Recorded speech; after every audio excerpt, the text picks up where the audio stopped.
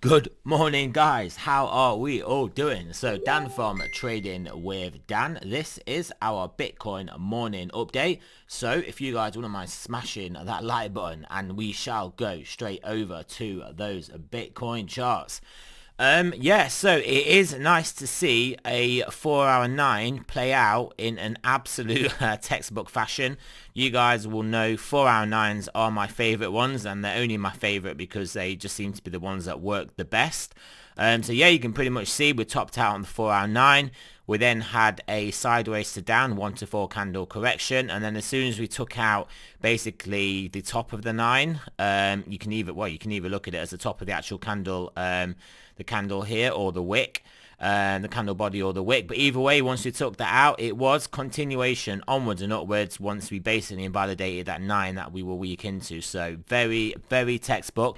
Obviously, we were looking, we'd spoken about how we were bearishly postured, but price action was looking bullish, looking like it had a good chance of breaking out. It was clearly sat, as you can see, populating the exact underside of this downward sloping trend line.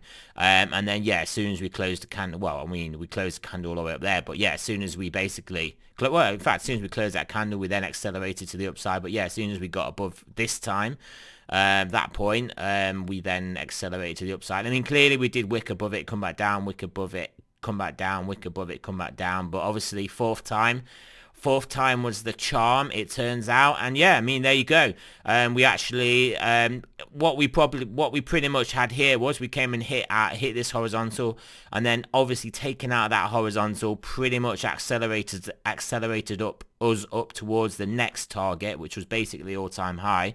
But obviously with price action having busted through one level, it clearly got front ran with some selling before we quite tapped that next level. So yeah, obviously very, very, very good, very bullish for price action. We are clearly wanting, the bulls are, to hold this, we can basically call it 60k, hold 60k, trade potentially between 60k and 62k, and then blast on onwards and upwards. That is obviously the bull case. I mean, the bear case, not that it's realistically a bear case at the moment, but what is the downside case is that we come back below 60,000, and then we come back and back test this either this support zone or this downward sloping resistance. So in the forward check, back check, and pay check. But this is quite a big move. So if we do get a forward check, a back check, and a pay check here, we are basically looking at basically deep into the 65Ks. Sorry, deep into the 60Ks. Basically 65K and beyond would be the target. So yeah, looking bullish. I mean, yeah, I mean, you guys obviously watched my video yesterday morning. You could see I was kind of saying, look, this is not looking as bearish as it has been. We have been bearishly postured, but price action is looking good, and we were obviously getting help with major markets and with the dollar as well, the DXY. So yeah, good to see this breakout.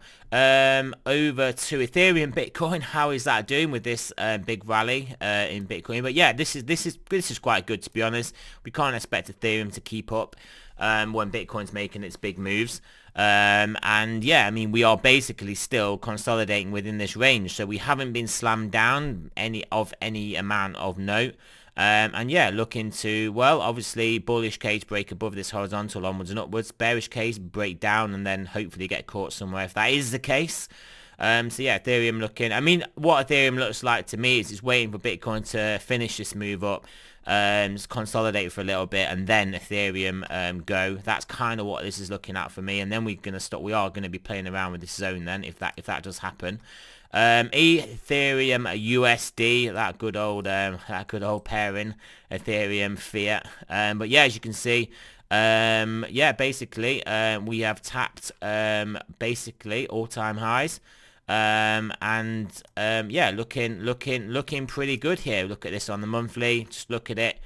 Look at it. What a beautiful chart that is. I mean, this is clearly well, I mean, look at this chart. I mean, realistically, we potentially if you would just like to throw a dart and speculate, you probably think, yeah, maybe up to about here before we get a pullback, and that is the ridiculous number of about 12k. 12k for Ethereum. I am personally in my dreams, which yeah, may turn into reality, targeting 8k for Ethereum for just an arbitrary time of end of year. But it's not like I'm waiting for December the 31st. It's like that is the day that I'm expecting 8k, not before, not after, not anything, not a number higher, not a number lower. Obviously it's a BPF, isn't it? It's a ballpark figure, but yeah, that's kind of what I am personally looking at.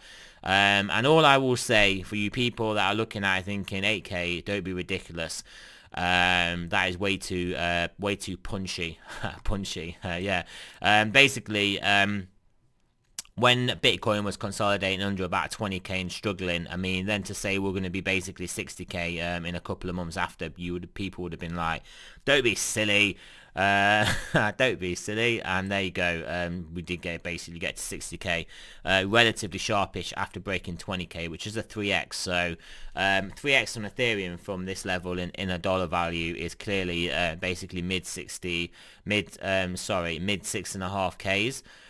So 8k is not much further than that, on the basis that you assume altcoins have a higher beta and are going to move up more aggressively than Bitcoin does.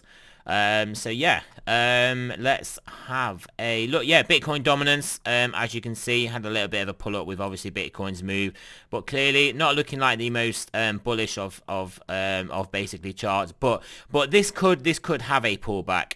And I certainly would expect if Ethereum base, if Bitcoin starts threatening those 62k levels, then we will get a pullback, because people will retreat from alts, because they will be like, Bitcoin is in basically price discovery. We know that alts can't keep up with this, and yeah, I mean that even in itself will be a self-fulfilling prophecy. 10 year closed on the devil's number, but as you can see, this is looking like it wants to range for a bit, trying to potentially play out some downside, which would be which pretty much would be triggered, I believe, with a break below this level we've got drawn here, and then yeah, that will be the level we are targeting. Silver, yeah, there's silver back testing that horizontal. Gold also, yeah, tapping our zone and retreating from that, but I do expect this will recover and regroup and blast its way through. What else do I want to look at? Well, yeah, we'll just have a look. Obviously, we're going to have a CME gap here, so obviously watch out for the gap to 58.5k.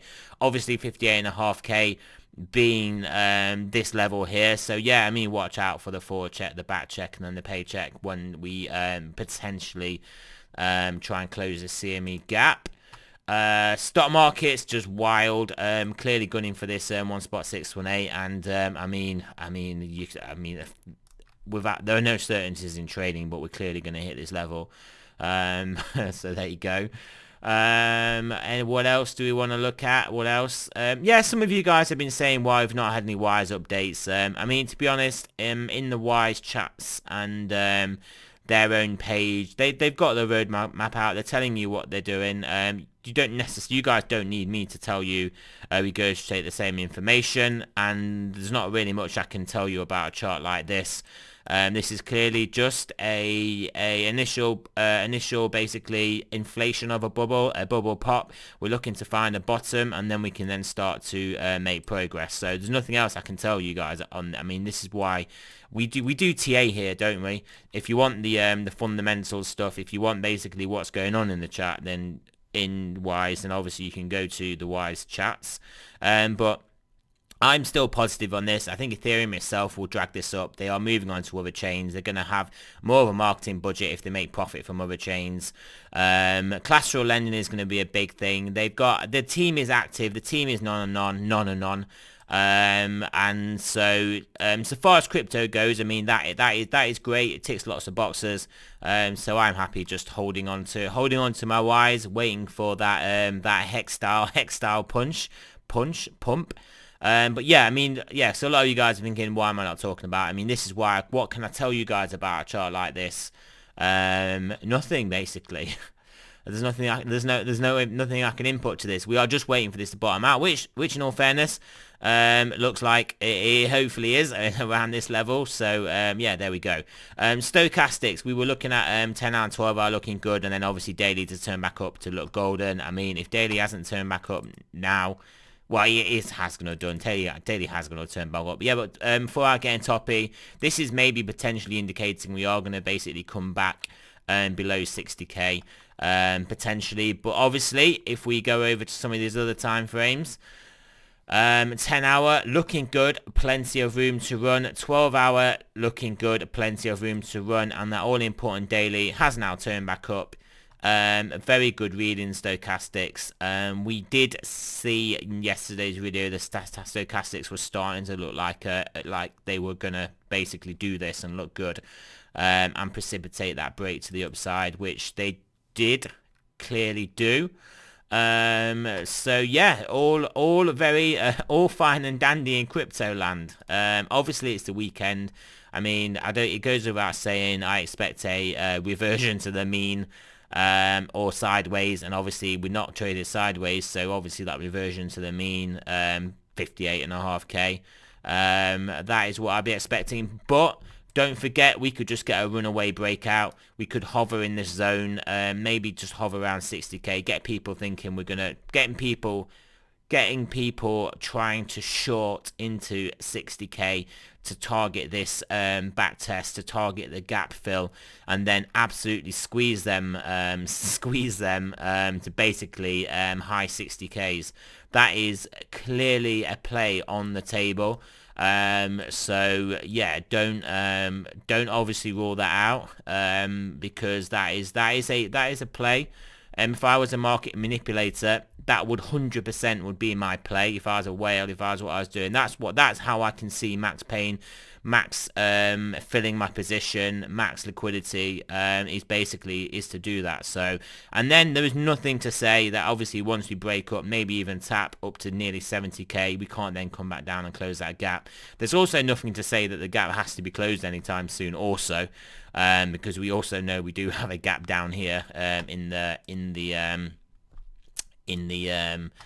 CMEs. We know we've got a gap down here that isn't closed. So yeah, maybe these gaps get left open. We catapult our way onwards and upwards, and basically we look to reclose them in the next bear market, whenever that shall be, and from whatever levels. So yeah, all looking good. I mean, look at this. This is looking fantastic. This is looking like an ascending triangle.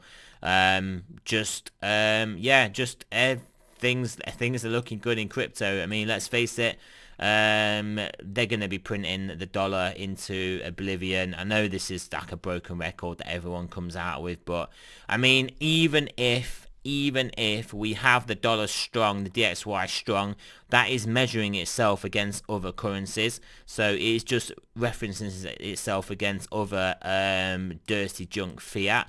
And if we actually want to reference the dollar against maybe a harder currency such as Bitcoin, basically this is pretty much what you have. You have a obviously this is only from, I mean, actually this is not the right chart to be looking at this. What we have, may I present to you the hyperinflation of the dollar against Bitcoin, as opposed to the hyperinflation of Bitcoin. So there you go. Flip that on its head if you want. Fair enough, the dollar may go up. So basically all I'm trying to say is the dollar may go up, because the DXY, the dollar, is going up against other currencies, but that is not to say Bitcoin won't come up, because Bitcoin isn't basically another fiat currency, potentially. I mean, obviously we know we've got elements of tether, and yeah, we've got elements of potential fiat non-backed in crypto, but generally speaking, There is a hyperinflation of the dollar against a harder currency, a harder asset. So yeah, there you go. And remember Gresham's law. Bad money will chase out the good money, so people will basically be holding on to their crypto and not selling while spending their dollars at as fast a pace as they can. So yeah, there we go. So remember, this is not financial advice. I am not a financial advisor. I am slightly more wired than usual this morning because I've had hardly any sleep because I was waking up working out why I couldn't get my deep pre-sale tokens, but I basically just had the / wrong link. And they were there all the time whilst I sat waiting, refreshing, wanting to go to sleep. But anyway, so there we go. Anyway, yeah, so there we go, guys. Remember, this is not financial advice. I'm not a financial advisor. I hope you guys have all got a great weekend planned. In the UK, we have got shops opening on Monday. Gyms opening on Monday. Yeah, just got this weekend of basically just football to keep us entertained, and then we can go off getting involved in that consumerism. So yeah, thanks for listening. Remember, this is not financial advice or spending or shopping advice or consumerism or lifestyle advice or any sort of advice. This is just purely for you guys' entertainment and for something for me to do, to be honest. But yeah, thanks for listening, and I'll speak to you guys soon.